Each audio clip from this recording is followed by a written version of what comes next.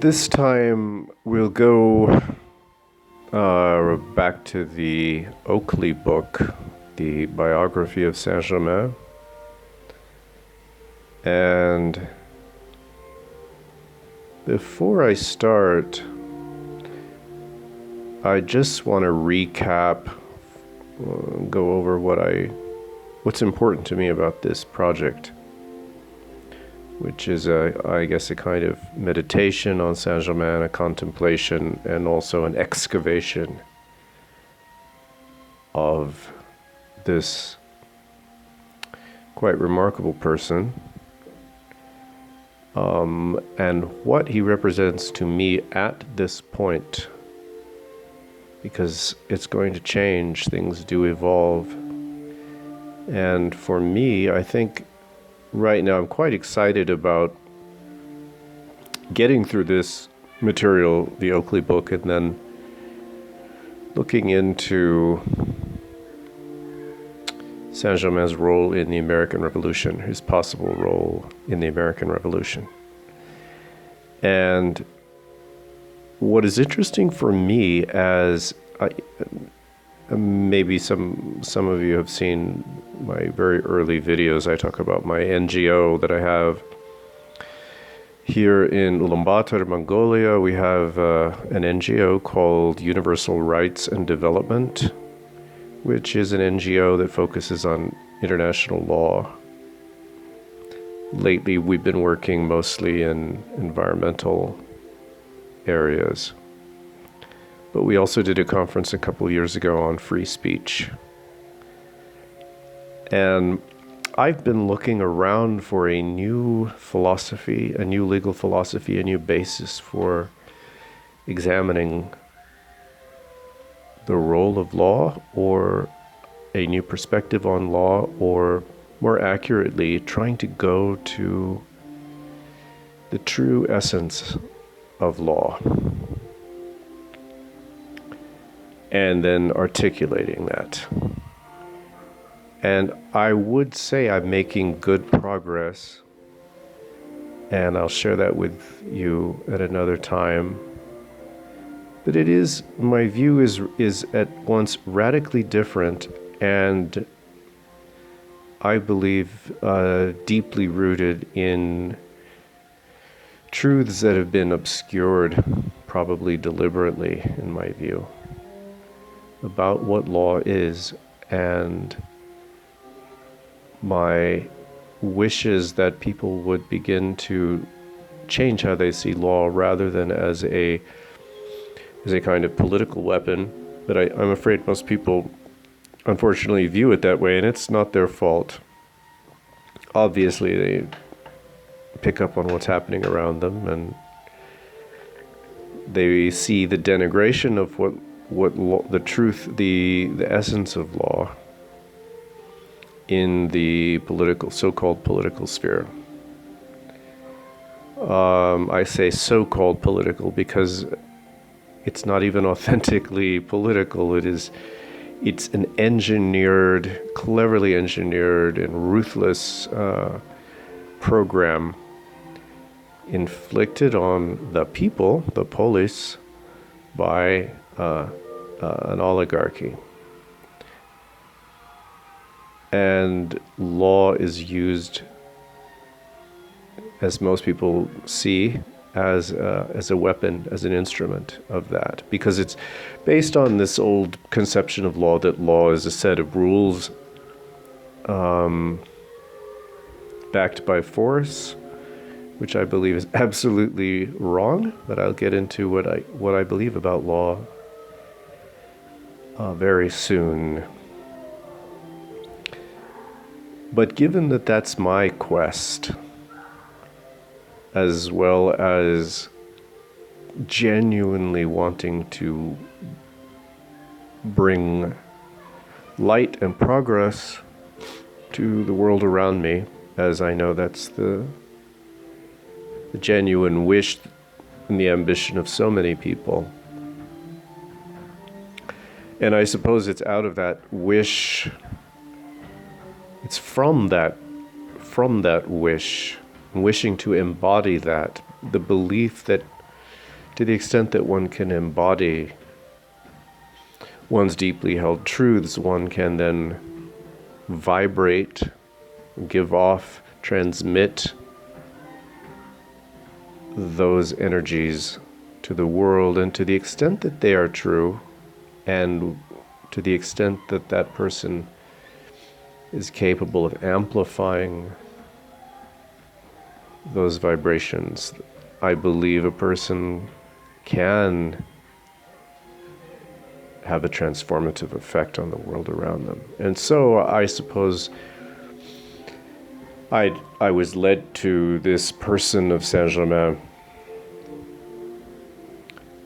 kind of instinctively. I'm not quite sure how exactly it happened. It just came into my mind. I used to work with the Nicholas Roerich Society, and I was associated with them in New York and here in Ulaanbaatar, and I've been to one of the Roerich conferences in Moscow, and I represented Mongolia at the United Nations in, oh my God, what year was it? 2015?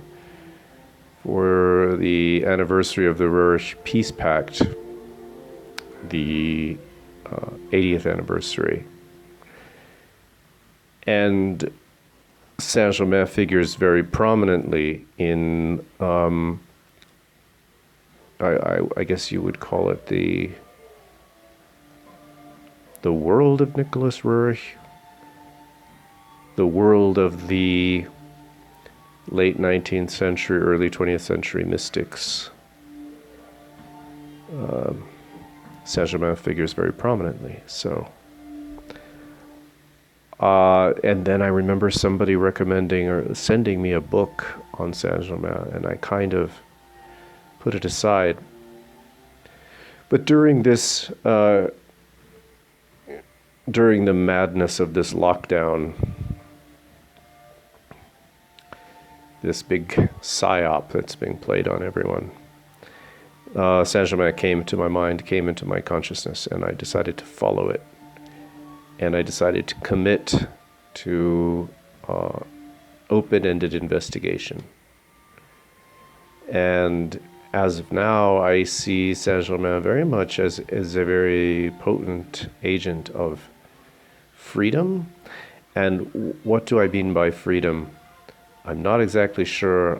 To me, when I think of freedom today, I have to think of free will, that we do have, that free will is an intrinsic part of who we are. We are free to choose. And also infinite possibilities, infinite potential. There's no limit to our potential as conscious beings, and how far we can take our gifts and develop them, and how beautiful we can make the world, and how much we can be of service to others. And so Saint Germain to me represents this light. I'm not so sure how much he has to do with law per se, but law is a divine instrument of truth that we've been given as human beings, and I'm likening it to music or science or mathematics. And I'm acknowledging that some people have an inherent gift for understanding the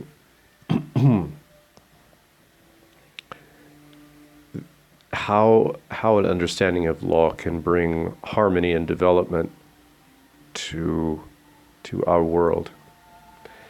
So that may be a bit inexact at this point, but I just kind of wanted to summarize that for people. And then we'll take it from there. We're going to get into Saint Germain. His background: was he the son of a Transylvanian prince whose entire life was devoted to the struggle to liberate his homeland from the Habsburgs? Let's look into it. To me, this seems very plausible, and might explain or help to explain this interesting footnote. It may turn out to be more than a footnote that I mentioned last time about this 14th colony that, according to Peter Moon found some source that indicated that Saint-Germain was behind this proposed 14th colony of the United States to be called Transylvania.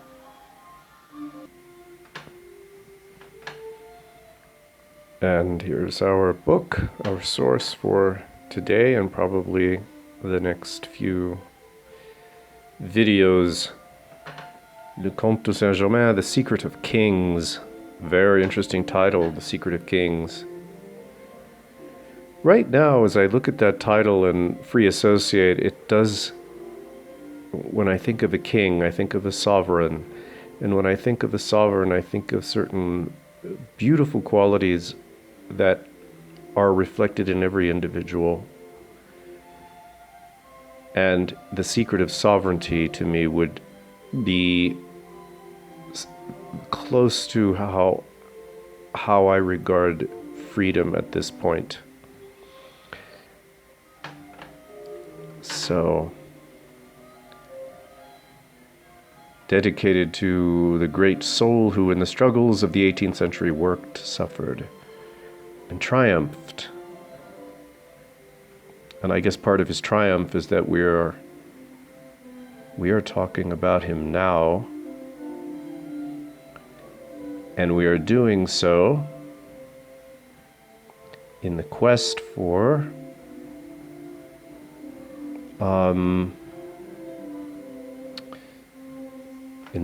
to recover this my friend is sending me texts.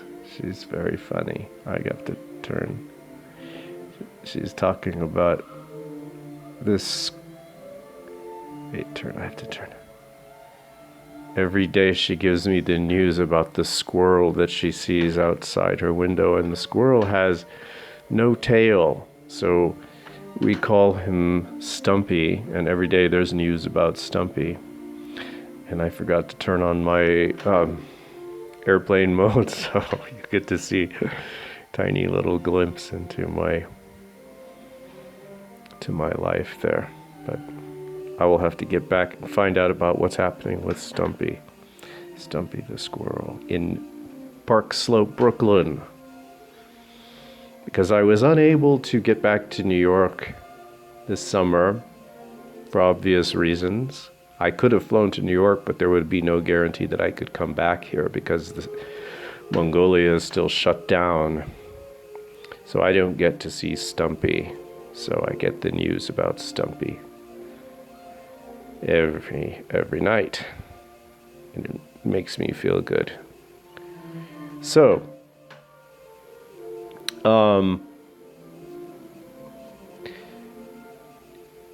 back to the Count's origins in Transylvania. His father being a revolutionary and an aristocrat. Moving on, some curiosity. This is Prince Karl of Hesse. Some curiosity may be felt as to his history. I will trace it with the utmost truthfulness, according to his own words, adding any necessary explanations. He told me, that is the Count, told me that he was 88 years of age when he came here, and bear in mind that although he was 88, apparently, according to everyone, he appeared to be about 45. And that he was the son of Prince Rákóczi of Transylvania by his first wife, a Tekeli. I don't know how to pronounce it. I know there is a town in Kazakhstan called Tekeli, but I think this is probably a noble family from the region. We can get into that another time. So the Count was placed when quite young under the care of the last Duke de' Medici, Gian Gastone, the Grand Duke of Tuscany, who was quite a character. My God. When I read about him, I had trouble believing that he could have taken care of the young Count and raised him and educated him. He just didn't seem like he had it at all together. But, at least at that time. But you don't want to put it past a Medici. You really don't. Extraordinary family with some extraordinary talent and extraordinary knowledge at their disposal, I'm sure. So I'm willing to... at first I thought, oh no, it's just not possible. You read about this Duke de Medici, and you can't imagine that he could have possibly taken this kind of responsibility and done it, carried out these responsibilities so magnificently when you look at what Saint-Germain was. But I will reconsider. Who made him sleep while still a child in his own room. When Monsieur de Saint-Germain learned that his two brothers, sons of the Princess of Hesse, Rheinfels, had become subject to the Emperor Charles VI and had received the titles and names of Saint Carl and Saint Elizabeth, he said to himself, "Very well, I will call myself Sanctus Germano, the Holy Brother." He goes on, I can't in truth guarantee his birth, but that he was tremendously protected by the Duke de Medici I have learnt from another source. Another well-known writer speaks on the same point, an author, moreover, who had access to the valuable Milan archives. We refer to the late, I think, Cesare Canto, librarian of the great library in Milan, who, in his historical work, Illustri Italiani, I guess volume 2, chapter 18, I don't know, says, the Marquis of Saint-Germano appears to have been the son of Prince Rákóczi of Transylvania.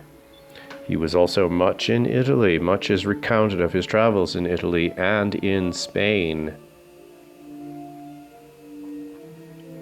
He was greatly protected by the last Grand Duke of Tuscany, who had educated him. It has been said that Monsieur de Saint-Germain was educated at the University of Siena, and then du Genlis, in her memoir, mentions having heard him in Siena during a visit that she paid to that town. Heard of him, sorry.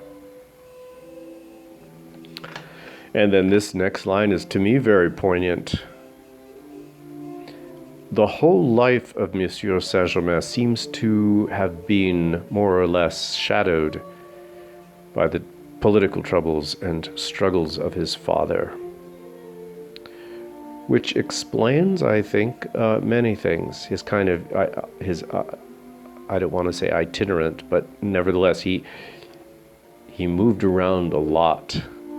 He seemed quite comfortable doing it, and he was certainly well provided for, and he seemed to have been carrying out important business according to his own inner guidance. And one can see that a life like this might be lived in reaction or in response to the troubles and the struggles of his father. Particularly in relation to freedom, in relationship to his struggles, his actions that we're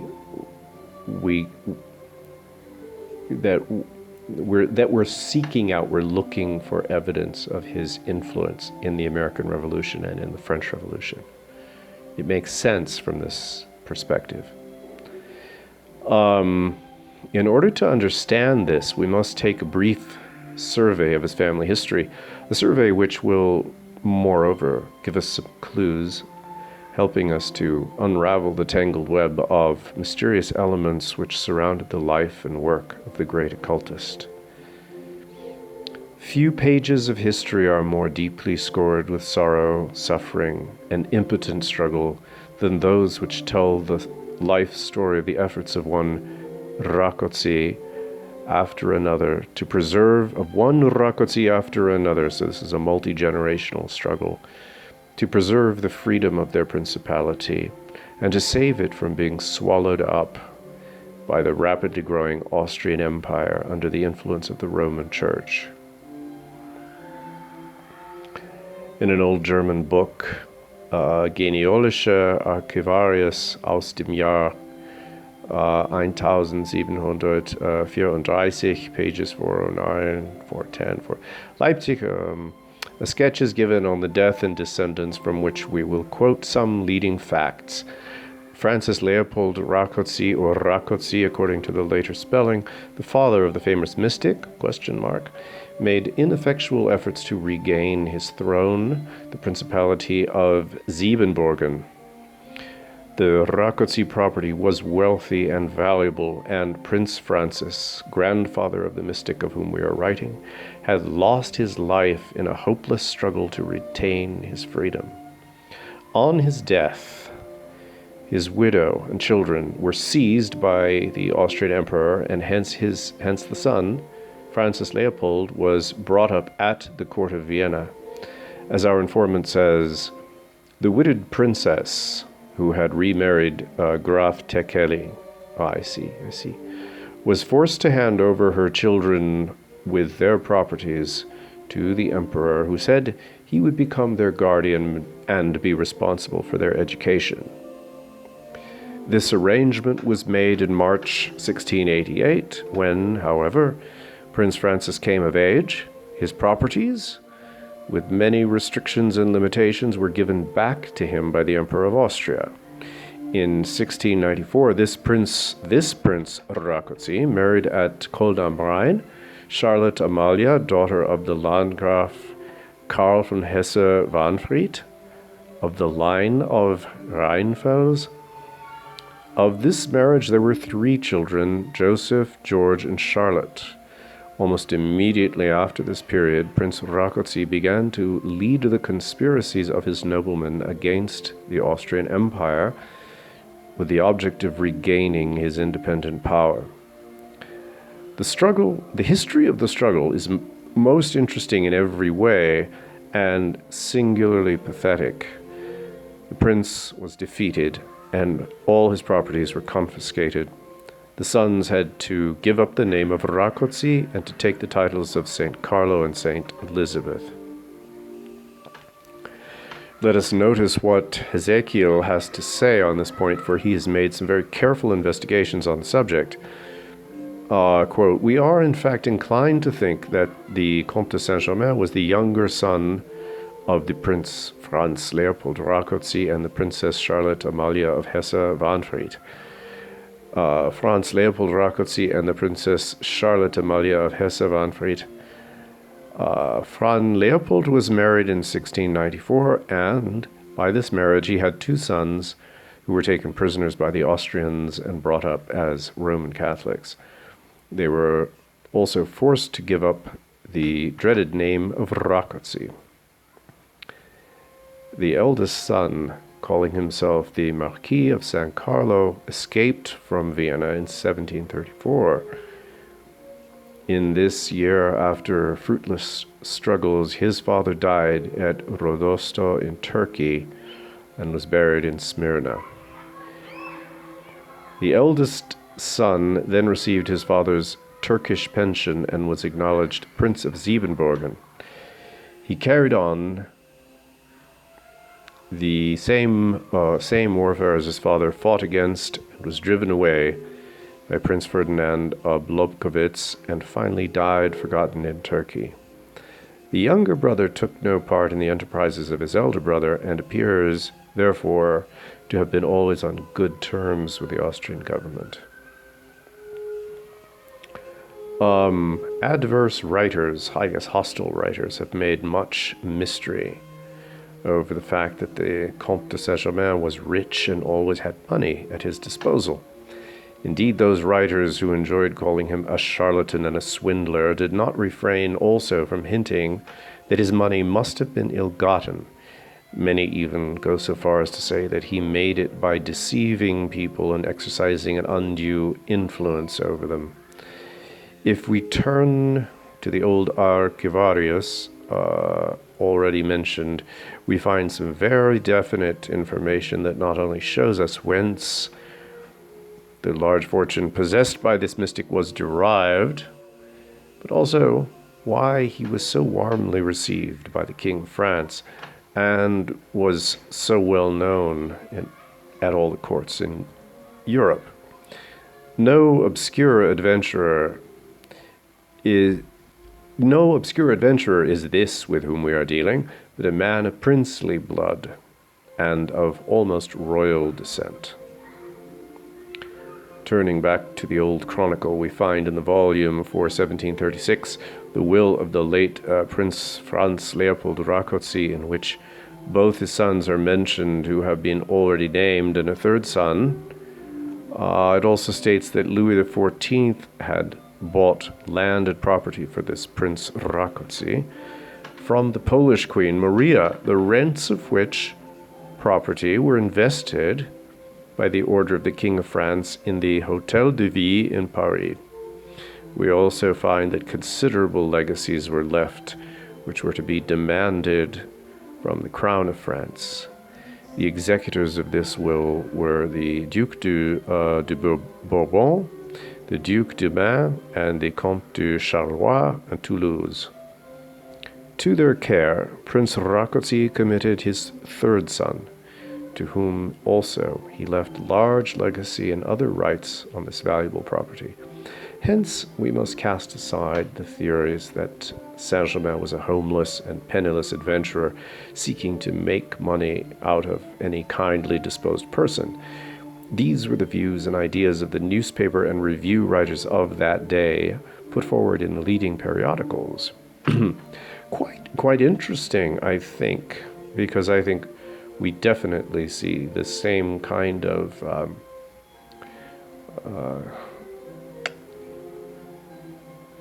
cheap journalism, if you want to call it that has an agenda behind it. Attacking agents of freedom today, slandering, putting them down, hoping to create doubts around the integrity of agents of freedom. So, this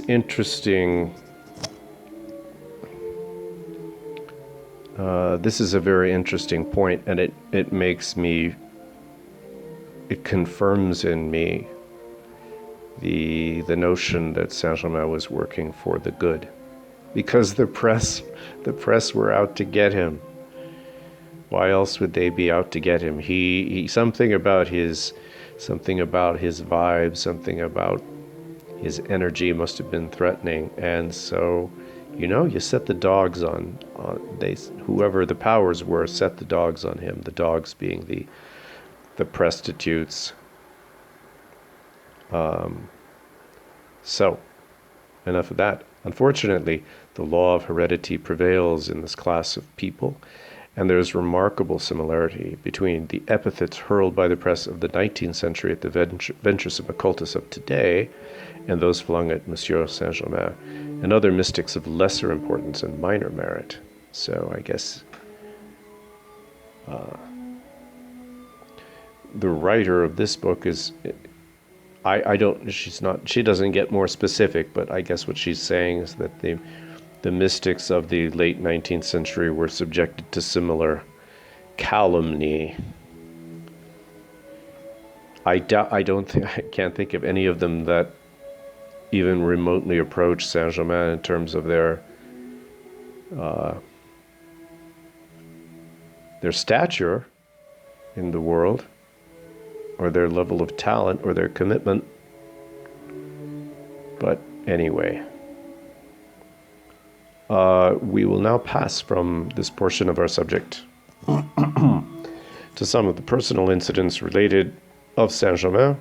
Perhaps the most interesting are those given by one who knew him personally at Ansbach during the period that he was in close connection with the Markgraf. It appears that the mystic made 2 visits at different times to Schwalbach, and thence he went to Triesdorf. We will let the writer speak for himself on this point. Let's see how we're doing on time. Good.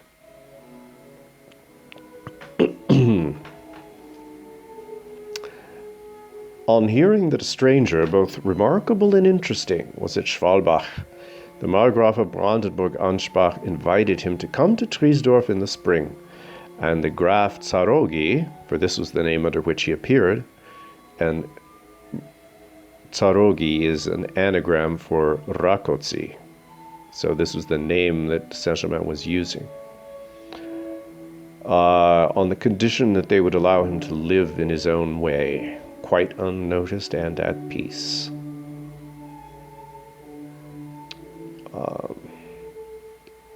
This was also characteristic. He preferred to be by himself. He preferred to live simply as possible and didn't socialize all that much, although when he did, he was magnificently fluent in the courts of Europe and social events. I mean, he held forth and held people absolutely fascinated by his stories and his manners, and he wasn't at all awkward. He just probably had a lot to do, I would imagine. He had a lot to formulate. He had a lot to contemplate.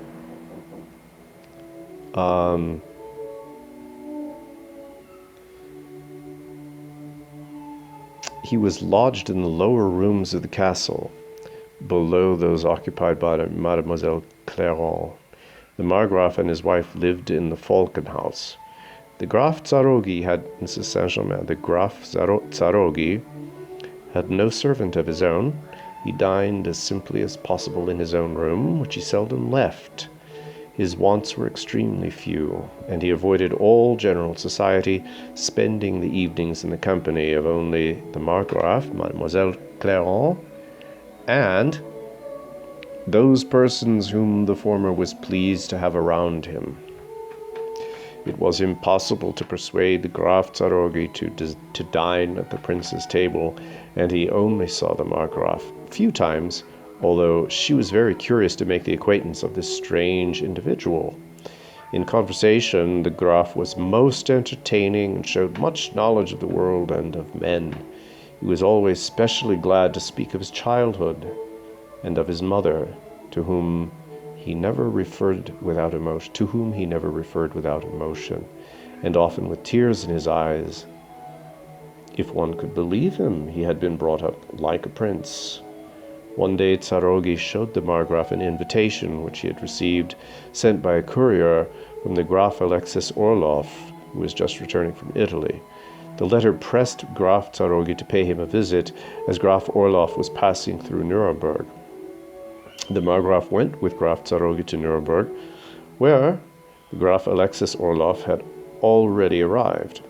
On their arrival, Orloff, with open arms, came forward to meet and embrace the Graf Zarogi, who now appeared for the first time in the uniform of a Russian general. And Orloff called him several times caro padre, caro amico, dear father, dear friend. The Graf Alexis received the Margraf of Brandenburg-Ansbach with the most marked politeness and thanked him several times for the protection which the Margraf had accorded to his worthy friend.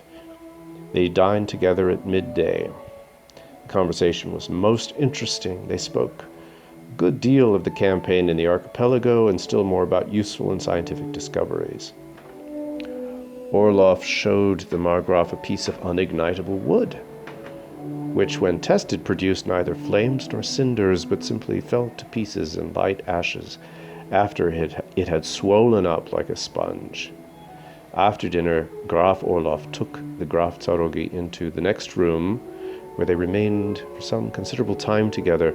The writer, who was standing at the window under which the carriages of Graf Orloff were drawn up, remarked that one of the Graf's servants came, opened one of the carriage doors, and took out from the box under the seat a large red leather bag and carried it upstairs to the other room. After their return to Ansbach, the Graf Zarogi showed him for the first time his credentials as a Russian general with the imperial seal attached. He afterwards informed the Margraf that the name Zarogi was an assumed name and that his real name was Rákóczi, and that he was the sole representative and descendant of the late exiled Prince Rákóczi of Siebenbürgen of the time of the Emperor Leopold. So, this just, it sort of gives me chills when he appears as in the uniform of a Russian general and has these credentials.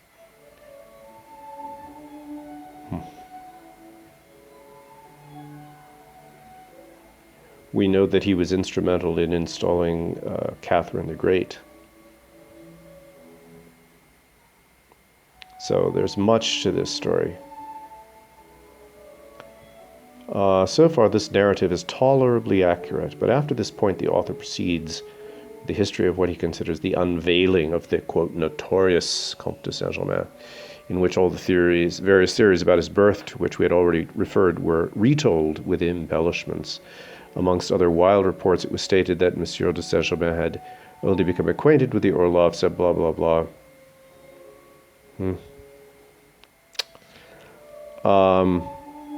Okay. I think we'll stop there. That's a lot to take in. And I think I have to go through this and weed out some of this that maybe we don't need to get into. So a lot of details, a lot of interesting bits in that speak to me, and when I go over them, it does invest this personage with more reality, and I hope you feel the same way, and I hope you're all doing well, and we, until next time.